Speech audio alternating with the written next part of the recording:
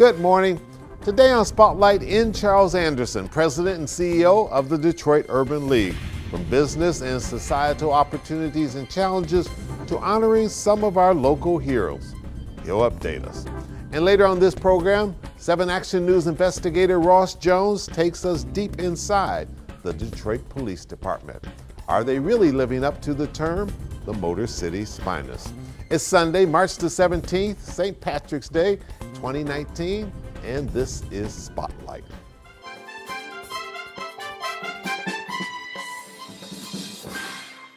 He heads up the Detroit Urban League, and he's no stranger to this program, in Charles Anderson. Good seeing you again. Thank you, Chuck. My pleasure. You doing well? Doing well. Good. You heard the mayor's recent State of the City address. Yes. Okay. Your reaction? Well, you've seen a boatload. I've seen a boatload of mayoral statements. I worked for Mayor Archer during his first term, so yes, I've seen a lot. But I think Mayor Duggan had a lot of good news to share, a lot of positive information to share with the citizens of Detroit and the region. I think that's a good thing, but I think he's starting to put a focus on getting ready for the census next year, but also a focus on improving services in the neighborhoods and housing in the neighborhoods. I think the reality is that what you hear? Because you're out and about all the time. Yeah. What are citizens saying that Detroit needs most right now? Well, I think Detroit still needs more opportunity for people who are not caught up in the revitalization of Detroit, which is primarily in Midtown. I think there's still this challenge of housing.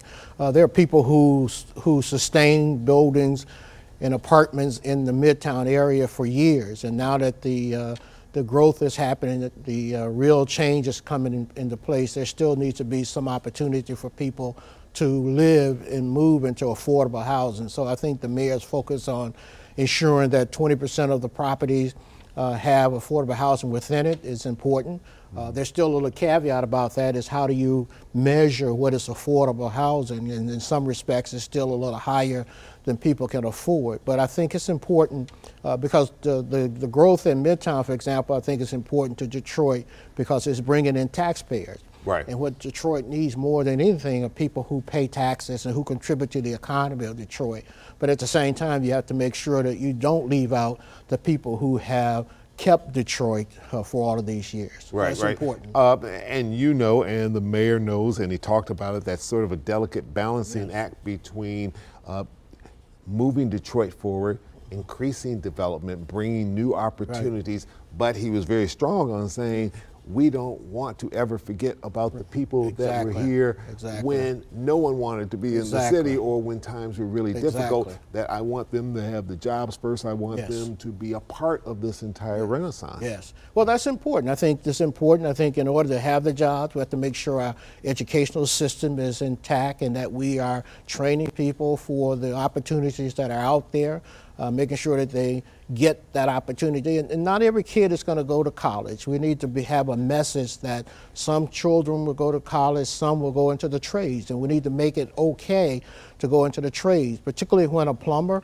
or electrician could make a lot more money than some others who have an office job. And as we develop, more and more skilled trade jobs are available. Right, but you have to have that aptitude for that. You can't just be an electrician and don't know math. So you have to make sure that the educational opportunities are there and kids can obtain that kind of training and preparation that's necessary for the jobs that are here. The Urban League traditionally, whether it's national or its local branches, is a civil rights organization, but it has always been very close to the business community. And it has always pushed, we have to have that strong alliance with business. As you look at that and where we are now, I know a New Economy Initiative report recently came out and said that it's still difficult. We still have a lot of barriers for entrepreneurs getting the capital they need for their businesses and to grow their businesses. Well, our Urban League affiliates around the country are, we're sort of a hybrid kind of civil rights organization. We're really a social service as well as civil rights organization. We are direct services that we work with communities and students and young people and all in between to get them ready. But when it comes to business opportunities, capital is a challenge.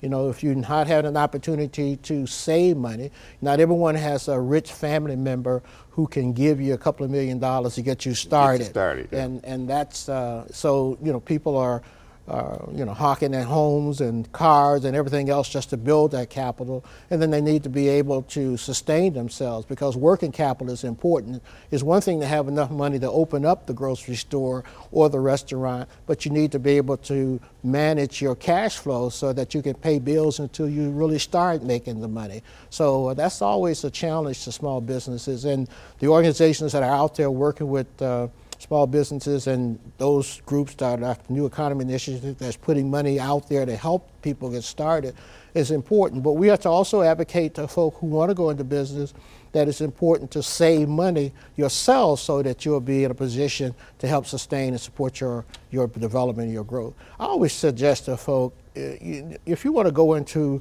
let's say, the restaurant business, it would be important in my mind to spend time working in a restaurant. Learning the ins and outs of the trade, so like on-the-job training, almost like an internship, private internship. Just get that job, learn that business. No matter how good you fry chicken or bake cakes and pies, there's still an element to running a business like a restaurant that's important to know before you actually jump right into it. We're going to take a quick break. When we come back, I want to talk to you a little bit about the area that the Detroit Urban League is in, one of the fastest growing areas in the city right now, and a very special event that you have coming up. We'll be right back with N. Charles Anderson, president of the Detroit Urban League.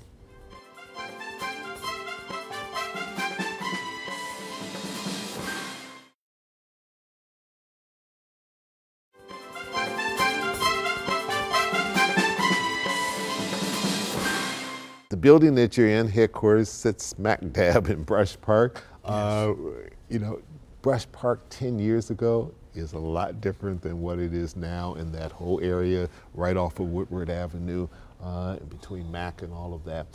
What's the future of the Urban League when all that's going on? You guys have been there forever. You're not getting pushed out of there. No one has offered us a blue sky price to buy our historic building. But we're very fortunate to be located there on the corner of Mack and John R. We have an outstanding historic building. We see a lot of things going on around us. The School of Pharmacy for Wayne State is directly across the street. A Whole Foods store is now in its 3rd+ year operating right on the corner. You are one of the anchors of that, right. That area. You know, just a quick place to go get something to eat. And there are condos going up around us that are selling in the $500,000 to $800,000, maybe $1 million range. So it does a good thing for our property values to have all of that going on around us. There's a lot of activity, which is great. It's a lot of activity. It shows a spark and a growth of the city, and so it's a nice community to be in. And there are still things happening in and around the Midtown, the Brush Park area. So we're very fortunate to be where we are, and we want to do some things to renovate and upscale our facility. You have some of those developers who are looking to partner with organizations as they try to meet their hiring goals. They may contact a group like us, or an organization like the Urban League, and our employment services program to try to help direct and refer people to them for those jobs. I'd much rather see those companies pay out a salary to Detroit workers rather than pay a penalty for failing to hire Detroit workers. I think what's important is that our people in Detroit be able to earn a living wage and a good living, and these individual businesses have an opportunity to help with that. Right, to help develop that middle class. You have a big event coming up, your annual fundraiser at the Downtown Marriott. When is it, and how's it looking for this year? Well, our annual Salute the Distinguished Warriors dinner, which will be our 40th dinner, is on March 21st, Thursday, March 21st. It's an outstanding dinner. We have some outstanding people that we're honoring. To be a distinguished warrior, in general, you have to be at least 65 and older and have contributed immeasurably in the areas of human and civil rights. And the people that we are honoring this year, like Vern Davis Anthony or Jim Thrower, Rabbi Daniel Syme or Glenda Price, who was president of Marigrove and a variety of other roles, and posthumously late Larry Patrick, Lawrence Patrick, five outstanding citizens and contributors to our community. So we are very fortunate to be able to recognize and honor them, and we're looking forward to doing that next Thursday, the 21st of March. Well, your dinner is unique compared to a whole lot of dinners out there where you've got a major keynote speaker and sometimes they go a little too long, but yours never does. It's nice and efficient. Yes. You adhere to a time frame. Yes. And the highlight is not a major speaker. The highlight are the people that you honor who have done incredible things, as you have said. Focus is on the individuals, and thanks to stations like WXYZ, Channel 7, we're able to get videos produced of our honorees. We show those at the dinner. And I think that's a little special element. The day before the dinner, we have something called the Youth Dialogue. And the Youth Dialogue is an intergenerational chance for area high school students to interact with our distinguished warriors from past and present years. So over the last 40 years, we invite distinguished warriors and or their family members to come talk to young people about changes and challenges, and let young people learn, first off, that no one is born with silver spoons in their mouth for the most part. These are individuals who have come from low levels into great places in our community, and this opportunity to show them. And let young people know at a very young age that you too can do this, and it's not brain surgery, it's just usually a lot of hard work, some good luck and some good opportunities, but also being focused and making sure that you have a goal that you want to reach in life. But it's clearly, as you pointed out, a dinner where we focus on the honorees. There's no outside keynote speaker per se. Each honoree is fundamentally our keynote speaker, and it is an efficient dinner. And we start at 6:30, and we normally have our adjournment by 8:30, so it's a quick dinner. But it's an important event for us because it raises dollars that help support the various programs and services that we have, whether it's employment services or youth services in our college club, like the Youth Dialogue that I mentioned, the special event that we have in December celebrating youth who do the right thing, a college club that meets on Sunday afternoons. All of this fundraising dinner helps support the causes and the work that we do. All right, tickets are still available? They're still available at 832-4600, and the area code, of course, is 313. All right. Yep. Charles Anderson, good talking to you. Thanks so much. Appreciate you coming in, and best of luck with the dinner. And we'll be right back. We'll sit down with Channel 7 investigator Ross Jones as he takes an in-depth look at the Detroit Police Department. Stay with us.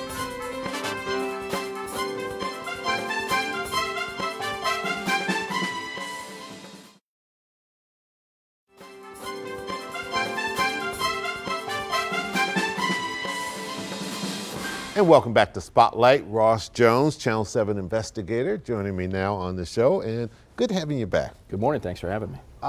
You heard the mayor's State of the City address. He threw the whole kitchen sink in there, talked about a lot of accomplishments, a lot of progress that has been made under his administration. But he was also very candid and said we still have some big hurdles to overcome. One of them is the crime is still too high in the city that we're trying to develop and move on to the next stage. And he didn't seem to run from that and addressed it head on in his State of the City address. But you've been looking at it through a sort of different lens. Some great investigations. Most recent is 9/11, which was a huge problem a few years ago that everybody was reporting on. Response times have gotten better, but we're not out of the woods, are we? Not out of the woods. And what prompted us to even look into this was we got a call back in the fall from a woman who said she called 911 about her daughter. Her daughter was beaten up by her boyfriend, and it took 911, she said, days to show up. So we did a story about that, but I wondered, you know, how typical or atypical is this? And you're absolutely right. 911 used to be horrendous. People were routinely waiting more than an hour for priority 1 calls, which are the most urgent. But more recently, DPD and the mayor's office has said those days are over. We have turned the corner. We're down to 12 minutes average response time. And that is true. 12 minutes is the average, which is a lot better than it used to be. But it's also not true to say that those days are completely over, because as we found in our investigation, there are still hundreds of calls a year that take more than an hour and thousands that take 30 minutes or more. So we were trying to do the most honest assessment of the system as it exists today, and without question, it is better. And I want to make sure that that's very clear. And people should still call 911 when they're in an emergency, but far too often, and I think more often than we are led to believe, people who are in crisis, whether it be an armed robbery or a rape in progress, or in some cases a suicide in progress, are waiting 30, 40, 50 minutes, sometimes many hours. And those are the kind of cases that we were highlighted in this mini documentary we did. Through your reports, you've gotten the attention of the mayor's office, you've got the attention of the Detroit Police Chief, James Craig, and you had a very candid interview with Willie Bell, who chairs the Detroit Board of Police Commissioners. What are they saying is the problem and what's the solution?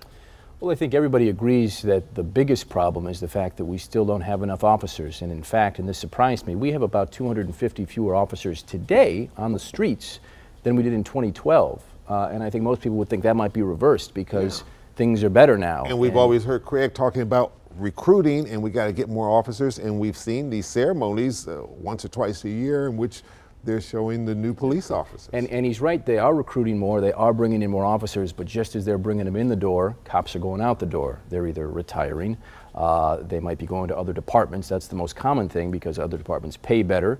They aren't as dangerous as Detroit. And these jobs are viewed as more preferable. So it's hard to keep people in DPD. So I think the budget now for this upcoming year is to bring in 70 new cops. That's great. But we're going to lose more than 70 cops in the upcoming years. So, you know, it's kind of like playing whack-a-mole. As soon as they solve this problem, another problem pops up. So they need more cops. I don't think anyone would disagree with that. In some cases, it seems they might need more dispatchers. They might need more people to answer the calls, because one of the things we looked at is a number of times people will call 911 and get put on hold. Most people didn't know you could be put on hold when you call 911, but it happens virtually every day. And that's when there are people are being inundated with calls at the dispatch center, so they just kind of go into a queue. And generally you wait a couple of minutes, but we talked to one woman whose boyfriend had slit his throat. She called, she said 5 or 6 times, kept being put on hold. By the time police ultimately got there, she said about an hour later, he was dead. So in some cases, in addition to not having enough officers, we might not even have enough people to answer the phones. All right, we need to slip a little break in here. When we come back, we'll talk about some other challenges within the police department and some other reports that you've done. We'll be right back with Ross Jones of Channel 7. Stay with us.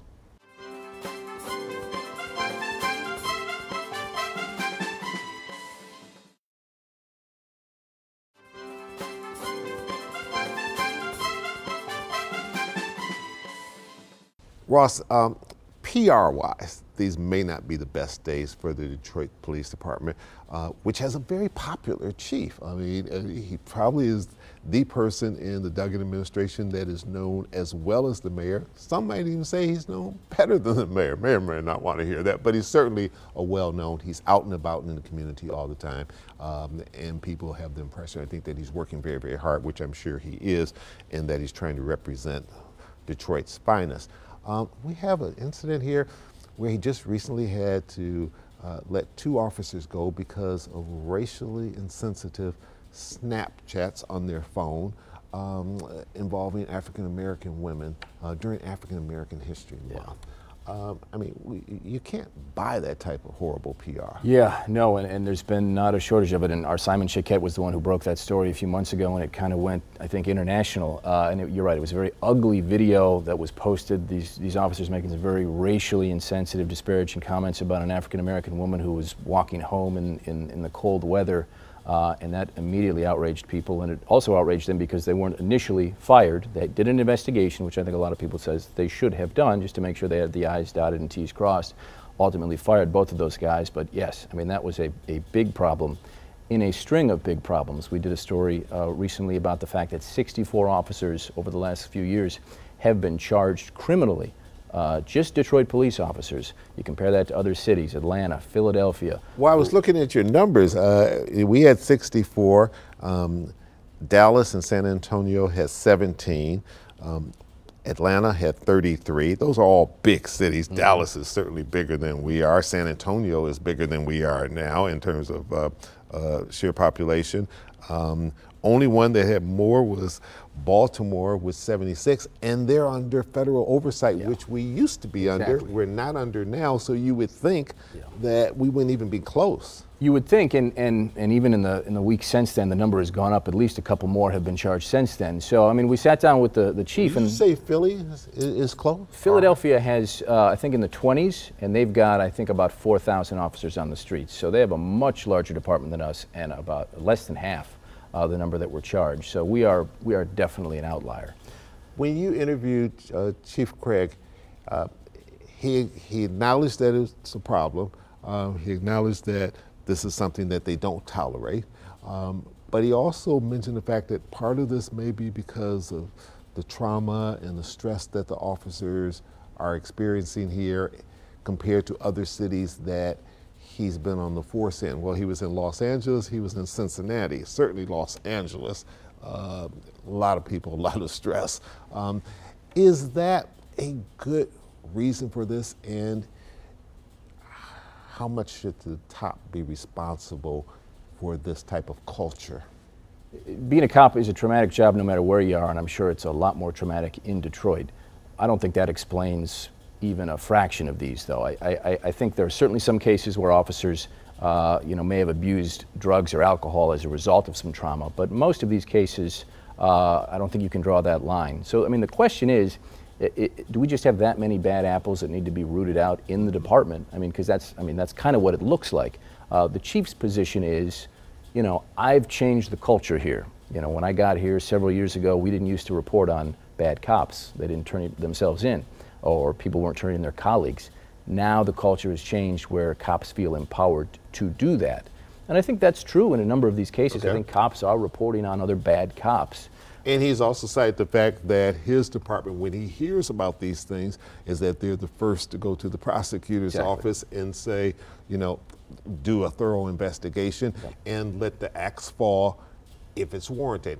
And we know that he's very careful about making sure that officers have quote-unquote fair hearings before he makes these decisions, and that they will bring the axe down.